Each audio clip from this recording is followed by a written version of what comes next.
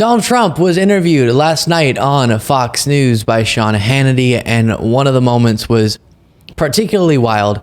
So I gotta show it to you. Trump gets asked, what's your closing message to voters in New Hampshire? And Trump's response proves two things.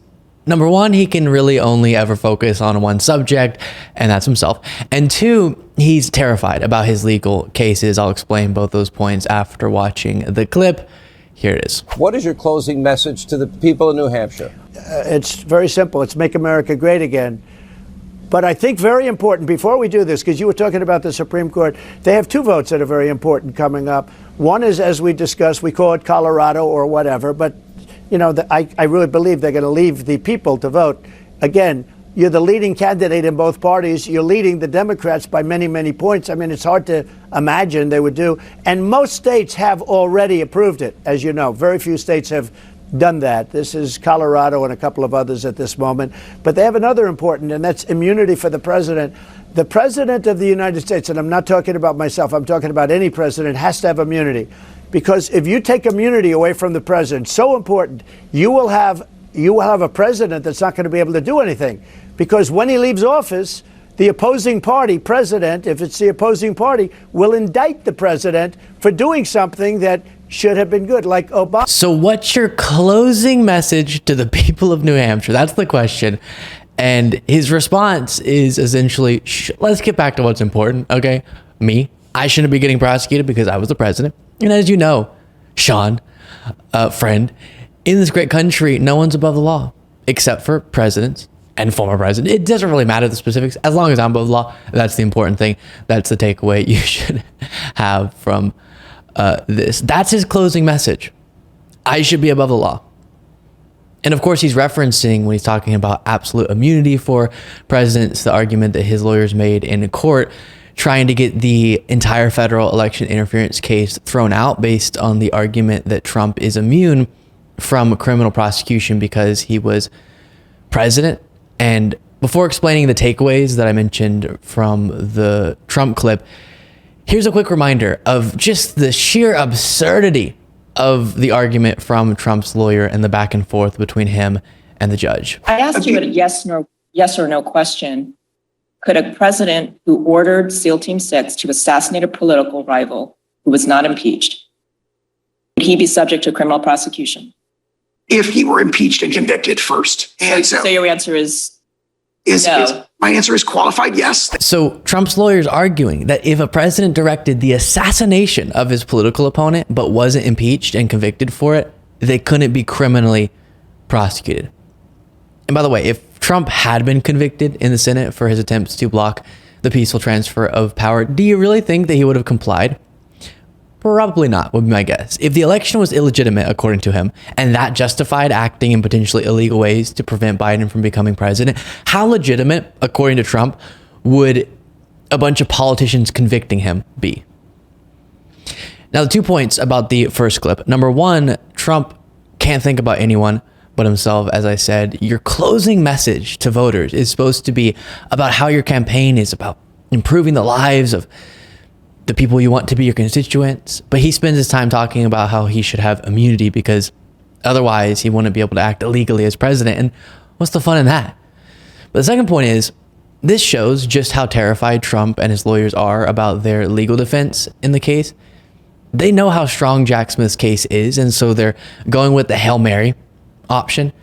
If they had a strong defense, they wouldn't be publicly repeatedly humiliating themselves, arguing that a president should be able to legally assassinate their political opponents. Trump wouldn't be out screaming that president should be above the law and he should have absolute immunity, because even he and his lawyers know the vast majority of Americans think that's ridiculous, but they're desperate.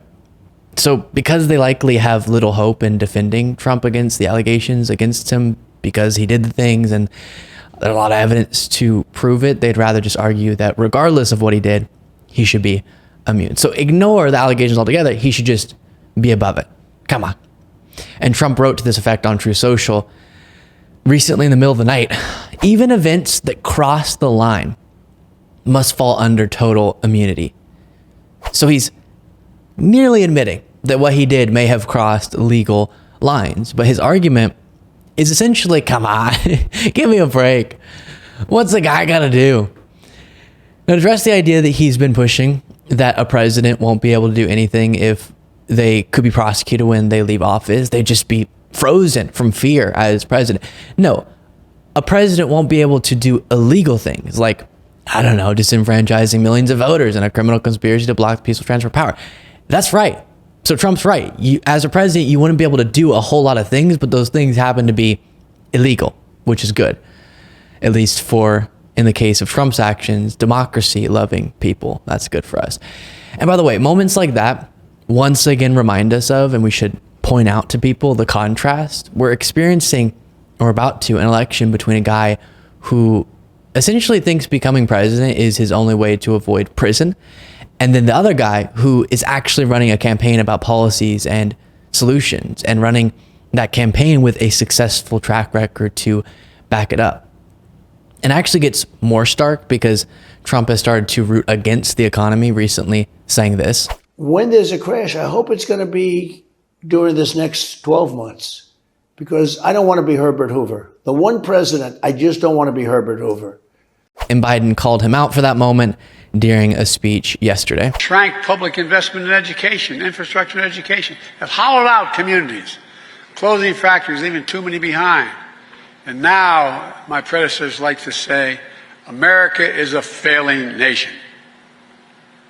In my face, bless me, Father, for his sin. I mean, come on. A failing nation.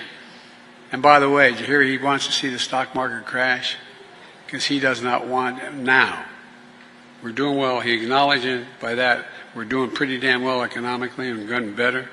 He wants to see the stock market crash. You know why? He doesn't want to be the next Herbert Hoover. As I told him, he's already Hoover. He's the only president to be president for 4 years and lose jobs, not gain any jobs. Come on, man. You know, some of the things he said, well, I don't get started. But look, frankly, to put it very politely, he doesn't know what he's talking about. And listen, I know the aftermath of COVID and the crisis that caused is something that is taking a while to deal with. But increasingly, I think the economy is going to be an issue that Biden actually can draw a contrast to his benefit between him and Trump on. Because Trump, as we talked about, and I won't go through all this again because I've done it so many times, but Trump took over a solid economy handed to him by Obama.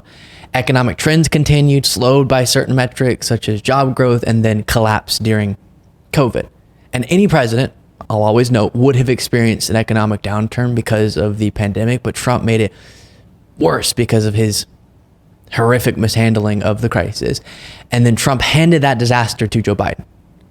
Now, just a few years later, we're seeing crime back to pre-pandemic levels and 50-year lows in some places, inflation almost down to where economists like it, unemployment lower for longer than we've seen in decades, job growth consistently incredible, and wages increasing compared to inflation, all these positive metrics. The fact that that's where we are after what Biden had to inherit is incredible. Remember the moment. It's like people forget the moment that Biden took over with, and supply chains crushed, inflation spiking, unemployment too high, all these things, and now we're here. And by the way, MSNBC reported on another good economic trend as of late. Take a look at this. And today, we got more positive news. People filing for unemployment for the first time fell to the lowest level since 2022, and wages continue to rise faster than inflation. And in December, this is the number that I want to pay attention to. Retail sales rose more than expected. Now, many Americans say they're unhappy with the economy, but they are out there spending. Joining me now, my dear friend David Gura, business correspondent for NPR. And I want to start right there on retail sales. I often say that Amazon data is way more important than Facebook data, because Facebook is what you say you like, and Amazon is what you actually do, what you purchase. So all this noise that people are like, everything's too expensive, I'm out, I hate this economy. Well, that doesn't square with people out there shopping, and buying. They're out there and they're buying things. I think that's important. There was this shift to services that was happening for a while. People were buying dinner and trips and all of that. Now they're going back to buying stuff. physical objects, stuff at the stores. I'm from North Carolina. I was cheered to see the president in my home state. And I think that the tack that he took is interesting, which is he began by talking about something the administration's doing, bringing broadband to North Carolina. And then that was kind of an entry point to get into trying to compel that audience and the broader audience in this country to look at the whole picture. Retail sales is a part of that, but he wants to convey that if you look at all of the data together, this economy is doing pretty darn well. He moves from there to sort of take credit for that, point out the distinction between him and, as he said, his predecessor. He still won't say Donald Trump or President Trump, but he's getting closer to drawing that distinction and reminding people of sort of where we came from. So I'll always add the caveat that none of this is to downplay your economic pain at all. There are still massive problems. It's just to celebrate the recovery that has outpaced other comparable economies and is currently dominating the global economic environment. China's struggling in comparison, and things are looking up for us in the coming year. So let's keep addressing problems, absolutely talking about them, focusing on them, but celebrate the progress. So on one side, again, you have a guy who is in it for himself. Please, Trump supporters, stop saying he's fighting for you. He's not, and he made it so clear there. But then on the other, you got another option. You have a policy platform, a record, policies that contributed to this recovery and are improving the lives of Americans. Or again, you can have the guy who wants to be a dictator and provides a closing statement to voters of, I should be above the law. That's what's on his mind. Then here's, by the way, on that note, a few examples of me trying to explain to Trump supporters that Biden's actually been accomplishing things for them. And of course, this comes from episode 3 of Mocha's with MAGA. You can find the full thing on the YouTube channel. Because of him, you're going to have out-of-pocket insulin costs capped at $35 out-of-pocket per month because of Joe Biden. Because of him, Medicare is going to negotiate drug prices, and you're going to have cheaper prescription drugs when you're on Medicare. I'm almost positive Trump was trying to deal with drugs too. But he failed. He failed. Biden succeeded. I think he's willing to admit that he's done things wrong.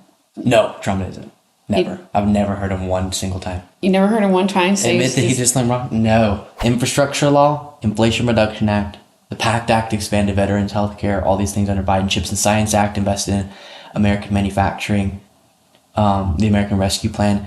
Like, just right there, some really significant policies Biden was able to get through, regardless of his gaffes, which are definitely there. Mm-hmm. So you can have a conversation centered around your life and solutions to your problems, or Trump's life and solutions to his problems, specifically 91 problems, 91 felony counts. Pretty easy choice to me.